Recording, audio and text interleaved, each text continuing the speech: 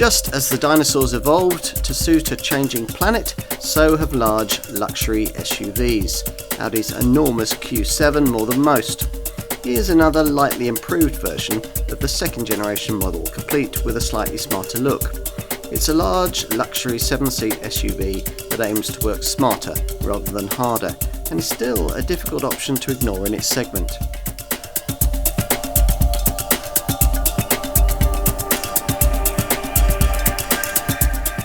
Audi claims to have further rejuvenated the second generation version of its large 7-seat luxury SUV, the Q7.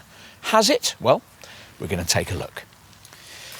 Ever since the original version of this Q7 was first launched in 2007, it's been a vehicle that Middle England families have always rather liked, but if truth were told, felt a bit awkward about owning. The Mark I Q7's sheer size, power and weight hardly in keeping with these eco-conscious times. The Mark II model, launched in 2015, then revised in 2019, improved things thanks to a lighter platform shared with premium brands like Bentley and Porsche. But this car was still a huge thing and remains that way in the improved form we look at here, revised in early 2024.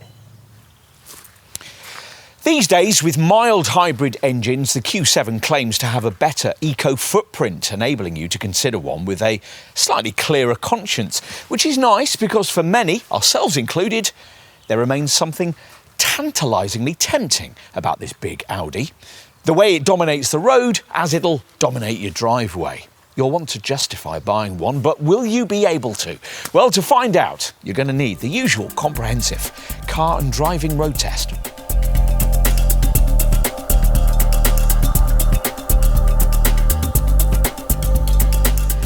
This further light Q7 update has brought changes to the car's PHEV technology. We'll get to those, but otherwise there aren't any differences over the drivetrains and handling setups we sampled in this second generation model after its first facelift back in 2019.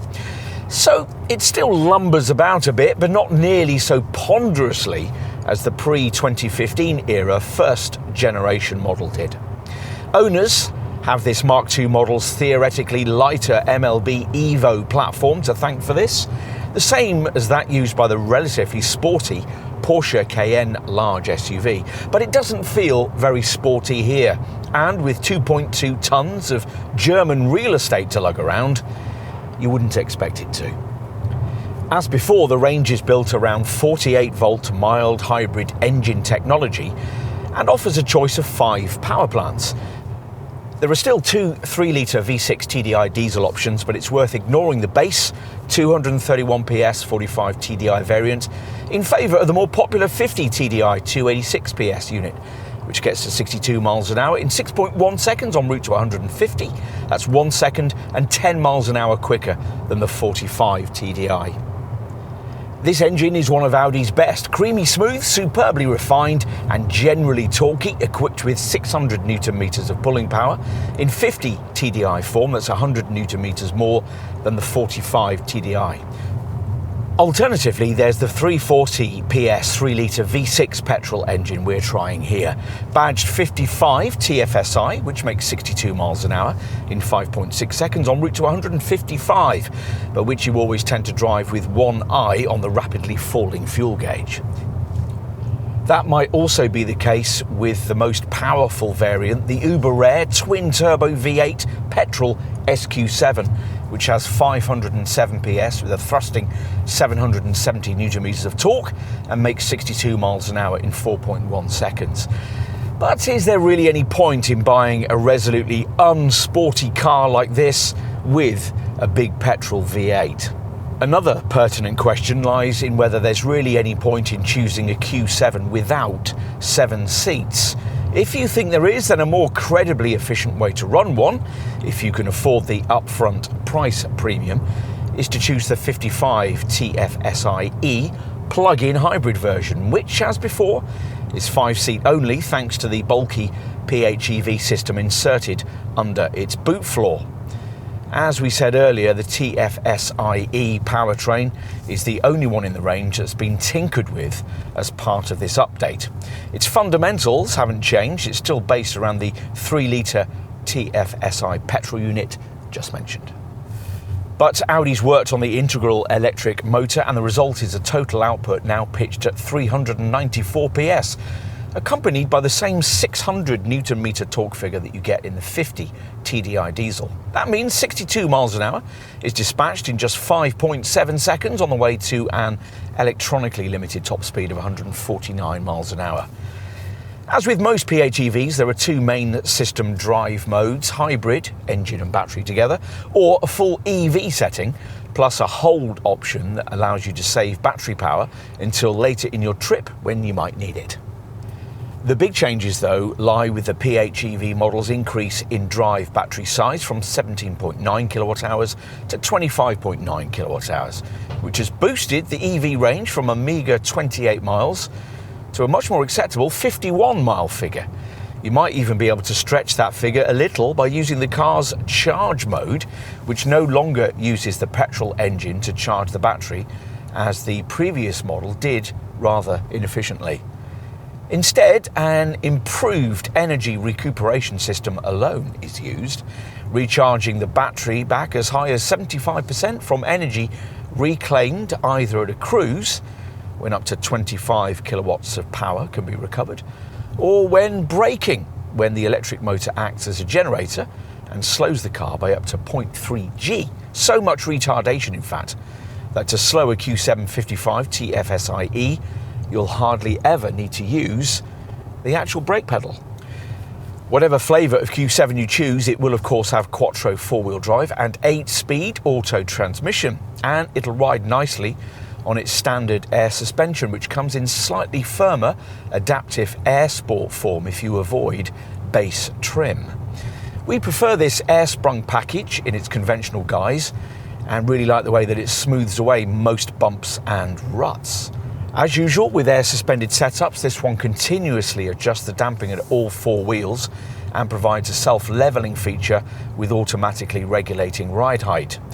Really bad potholes and tarmac tears can still make themselves felt in the cabin, but overall there's little to fault, this Q7 flowing comfortably over things like speed humps, while at the same time being able to keep chassis movement in check through turns at higher speeds without channel ferry levels of body roll. The air springs can raise the body up to 90mm higher than the standard ride height for ramps or more capable rough road progress.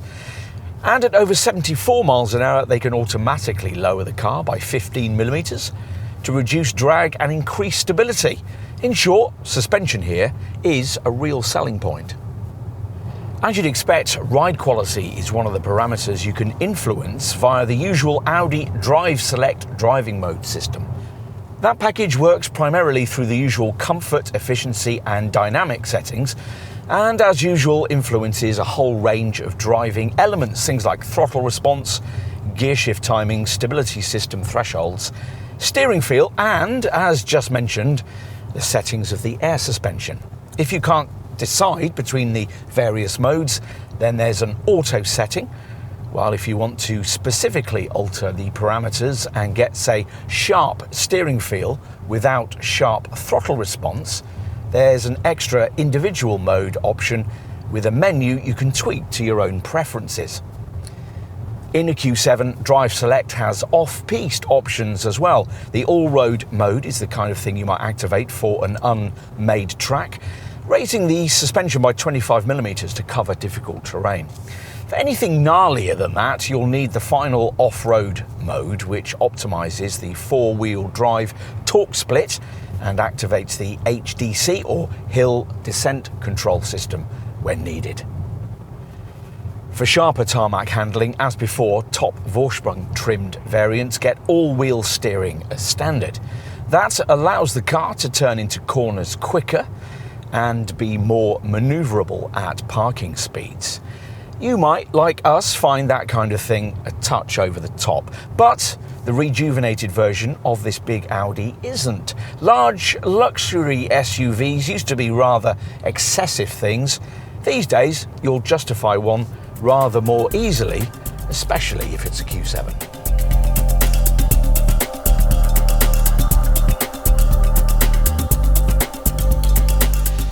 We've already had one update of this second generation Q7 in 2019, so in creating this further nip and tuck, Audi's had to think a bit harder. The brand says it's reduced the decorative elements for a cleaner look. It's certainly now got a bit more overtaking presence.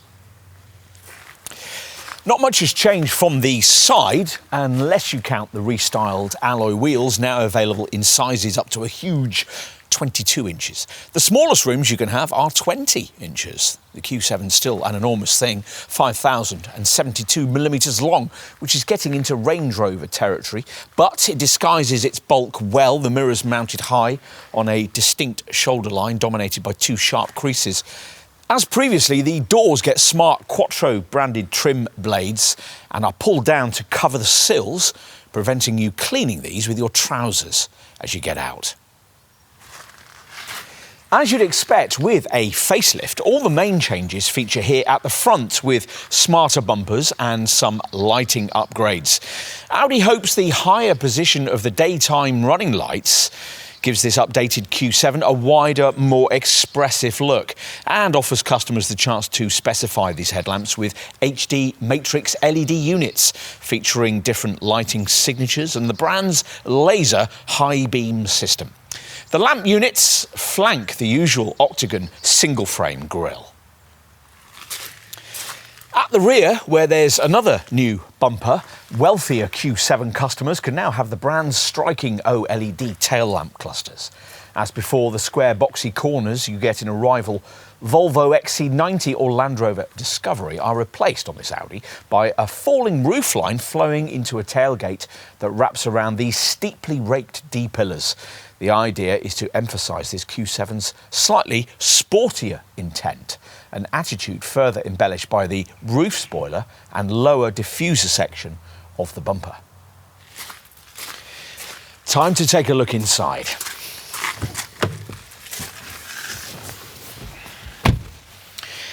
Not much has changed behind the wheel, and not much needed to. Audi tells us that there are fresh trim, leather and stitching options. And if you owned an earlier version of this Mark II design and look closely, you'll note that the screen tech now features updated software and graphics. Otherwise, Audi's so-called luxury lounge cabin architecture remains as before. You're going to need to like screens because the gloss black panelled layout incorporates no fewer than 3 of them. The 2 you'll notice first powering up as soon as the door is opened and dominating the upper and lower parts of the shiny centre stack. This gently curved upper 10.1-inch central display deals with the most important radio, media and telephone functions and incorporates a now wider range of online features, including the cloud-based Amazon voice service Alexa, and you can now stream from third-party music apps. The lower 8.6-inch monitor, meanwhile, is reserved for more comfort-orientated, mainly climate-related features. As before, both screens interact with the 12.3-inch Audi Virtual Cockpit instrument binnacle screen you view through this 3-spoke wheel. And front occupants are seated on supportive leather-stitched chairs, which feature heating, electric adjustment and 4-way lumbar support. What else? Well, a head-up display is fitted only to top Vorsprung variants, but this isn't as informative as rival setups. And with the virtual cockpit setup fitted, we don't really think there's actually much need for it. The pedals, seat and steering wheel are all naturally aligned for a perfect driving posture, and there's a well-positioned footrest to the left of the brake. All-round vision from the driver's seat is excellent, and the large heated door mirrors offer a clear view of what's approaching from the rear, the left-hand one tilting down automatically when you select reverse to give you a better view of the curb when parking. That'll be aided by the standard fitment of all-round sensors and a reversing camera, both of which you'll need because thick rear pillars and the rear headrests do block large portions of your over-the-shoulder view. Provision for cabin storage isn't ideal, both the central bin between the seats and the door pockets being somewhat restricted in size. What else? Well, the lidded cup holder compartment to the left of the gear lever incorporates a 12-volt socket, and there's no overhead compartment for your sunglasses. Plus, Audi's not thought about fitting under-seat drawers or a net in the front passenger footwell, but you do get a decently sized air-conditioned glove box that includes a pen clip and is refreshingly unencumbered by media equipment. In addition, there's a little mirror on the driver's sun visor, along with a large concealed cubby by the driver's right knee. OK, let's take a look at the second row, access to which is helped by this large door aperture.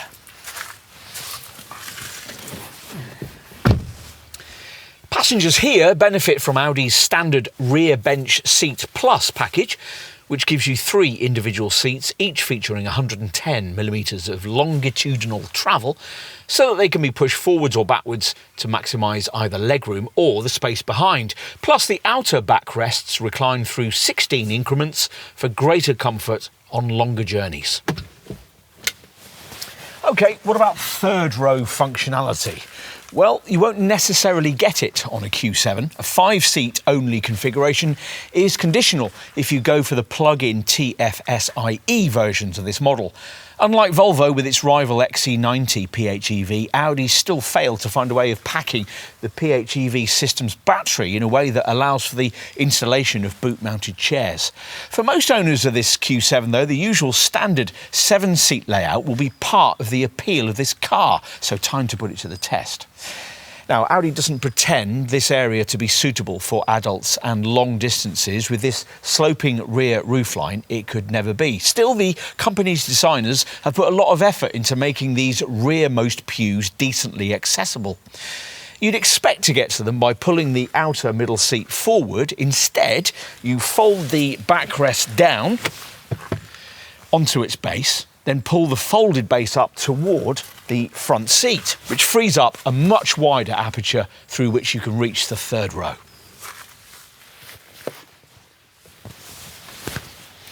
There's no magic being worked on the available standards of legroom you get once you're back here, though, and for any kind of comfort here as an adult, you're going to need to ask those in the middle row to push their seats forward a bit. Still, it's really intended for children of any age. This is one of the very few 7-seat cars we've tested with ISOFIX child seat fastenings fitted to its third row seats, so Audi gets a big tick for that. Finally, let's take a look at luggage space. Now, as you'll discover when the powered tailgate rises, as usual with large SUVs in this segment, there isn't much of it on offer when all 3 seating rows are in place, just 295 litres of capacity. Most of the time, of course, you'll probably be running the car with these third row chairs folded down. Buttons are provided for the electrical retraction process, both in the cargo area and on each side of the car behind the second row. Once everything's flat, there's a lot of room to play with 780 litres to be exact in a standard model like this, or 563 litres in the 5-seat only plug-in hybrid TFSI-E variants. Otherwise, getting more room means folding the middle row. The backrest falls in a 35-30-35 split, so if you've a long item to push through, you may merely need to flatten the centre section. Lower everything and as much as 1,908 litres of fresh air can be created in a standard variant, or 1,863 litres in a TFSI-E plug-in model.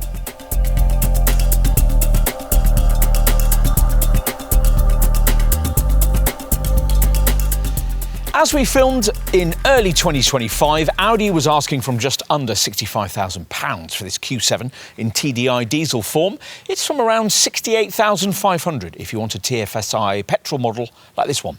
And you'll need from around £76,000 if you want that petrol variant to have the brand's TFSI-E plug-in hybrid tech. There are 3 trim levels: S-Line, Black Edition, or as in this case, Top Vorsprung.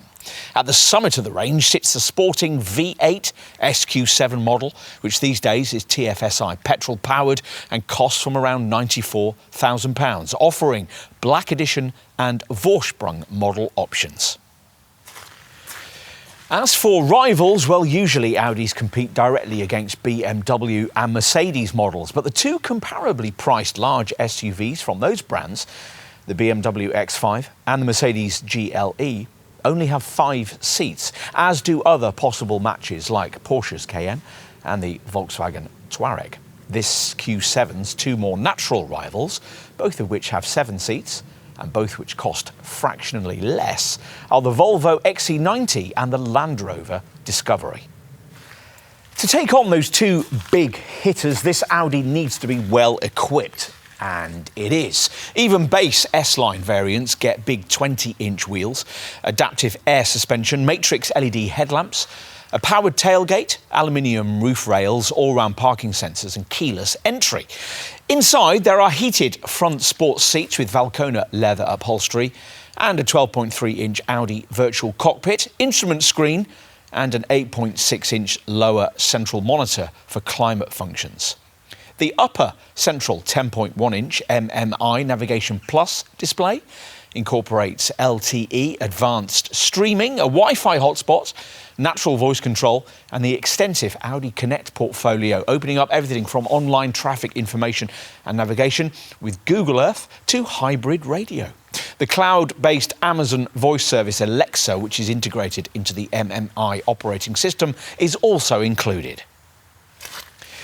Upgrade to a black edition version and you get larger 21-inch wheels, a black styling package, black exhausts and adaptive air sport suspension.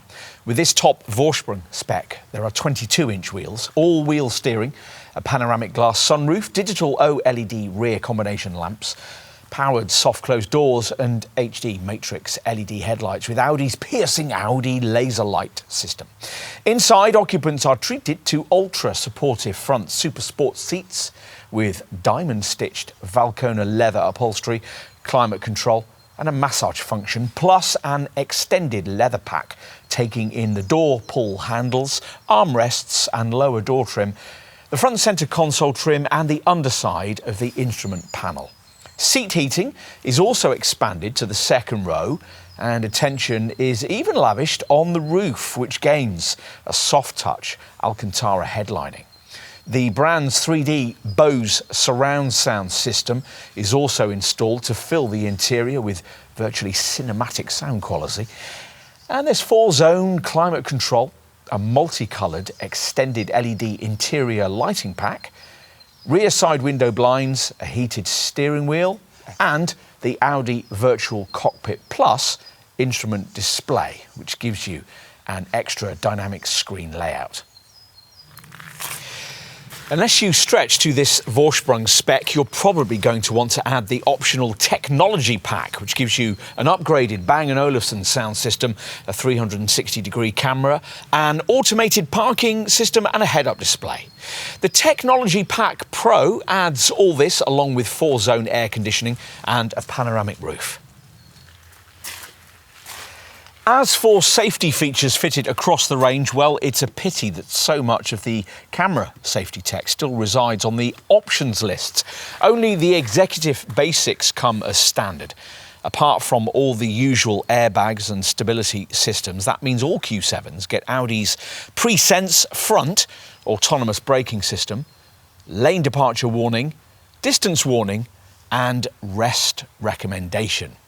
If you want more, there are 2 optional packs. The Tour pack adds turn assist, a collision avoidance assistant, Audi Presense Basic, which prepares the cabin for an impact, an emergency assist, which brings the car to a controlled stop if you get taken ill at the wheel. There's also the City Assist pack, which adds side assist blind spot monitoring, cross traffic assist front, cross traffic assist rear, Audi Presense rear and exit warning.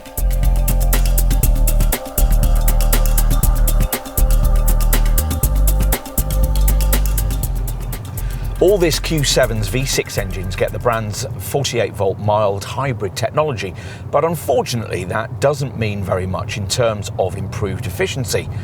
A bigger efficiency change actually took place when this second-generation design first saw the light of day back in 2015. Thanks to a combination of a new generation MLB Evo chassis and the use of Audi space frame construction that allowed 41% of the body structure to be fashioned from aluminium, this Type 4M series model managed to weigh in up to 240 kilograms lighter than its Mark I predecessor, or 325 kilograms lighter in 5-seat form, a saving equivalent to the weight of a grand piano. Mind you, all that did was to return this Audi to somewhere near the class standard. Even now, with 2,115 kilograms to lug around in this 55 TFSI form, it's still 100 kilograms heavier than an equivalent Volvo XC90. You could say the same about the MHEV engine tweaks. Even Audi claims that they're only worth a saving of 0.7 litres of fuel every 100 kilometres or 62 miles. Worthwhile certainly, but you can keep the Prius comparisons on hold. And not enough to keep this Q7 particularly competitive in terms of efficiency. This Q7 55 TFSI manages up to 27.4 mpg on the combined cycle and up to 233 grams per kilometre of CO2. Compare against 32.8 mpg and 193 grams per kilometre for a directly comparable Volvo XC90 B5. Even the return to the volume 45 TDI and 50 TDI diesel versions most customers will choose, which are up to 35.8 mpg and up to 208 grams per kilometre, are virtually the same as those of a rival Land Rover Discovery D350, with much more power and a heavier, considerably more capable four-wheel drive system. And of course the V8 petrol-powered SQ7 will keep you very well stocked in Tiger tokens. It manages only up to 23.5 mpg and a best of 274 grams per kilometre of CO2. All of which means that if you really want efficiency running cost returns in a Q7, you'll need to turn to the pricey 55 TFSI-E plug-in hybrid version. The official figures for this variant are up to 217.3 mpg on the combined cycle and up to 28 mpg. That's about the same as you get from a rival Volvo XC90 plug-in hybrid. We were offered a PHEV Q7 variant in earlier facelifted versions of this second generation model, but with those you only got a little 17.9 kilowatt hour battery that would only take the car a meagre 26 miles on EV power. As part of this update, the 55 TFSI-E gets a much gutsier 25.9 kilowatt hour battery that almost doubles that EV range to 51 miles. So you could now realistically commute in a PHEV Q7 without troubling combustion power. For some, that might even make a Q7 55 TFSI-E a realistic alternative to the brand's all-electric Q8 e-tron. The plug-in hybrid battery charges up to 7.4 kilowatts and reaches 100% in approximately 3 hours and 45 minutes when charged at top power. Whatever your Q7 variant of choice, servicing should be no more taxing than is the case with one of the company's smaller cars. As usual with Audi models, there's a choice of either a fixed or a flexible servicing regime.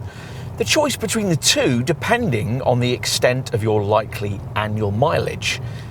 The fixed schedule is aimed at drivers covering fewer than 10,000 miles a year and includes an oil change service every 9,000 miles or every year, plus an inspection service every 19,000 miles or every 2 years.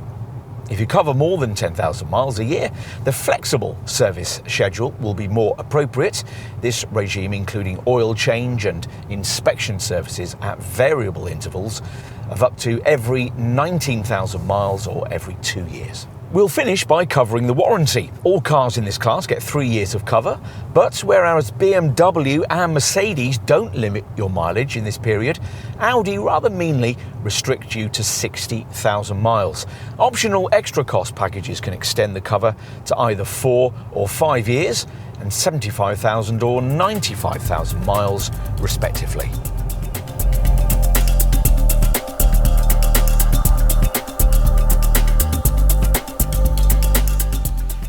Here's a big Audi SUV that, in an eco-conscious world, you could still own proudly rather than slightly awkwardly.